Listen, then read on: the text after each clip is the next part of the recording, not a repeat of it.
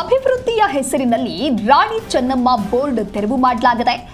ಬಸವಜಯ ಮೃತ್ಯುಂಜಯ ಸ್ವಾಮೀಜಿ ಇದಕ್ಕೆ ತಮ್ಮ ಆಕ್ರೋಶವನ್ನು ವ್ಯಕ್ತಪಡಿಸಿದ್ದಾರೆ. ಪುರಸಭೆ ಅಧಿಕಾರಿ ಅಶೋಕ್ ಗುಡಿಮನಿ ವಿರುದ್ಧವಾಗಿ ಕಿಡಿಕಾರಿದ್ದಾರೆ. ಅಥಣಿ ಪುರಸಭೆ ಅಧಿಕಾರಿಗಳಿಗೆ ಶ್ರೀಗಳು ಖಡಕ್ ವಾರ್ನಿಂಗ್ ಅನ್ನು ಕೊಟ್ಟಿದ್ದಾರೆ.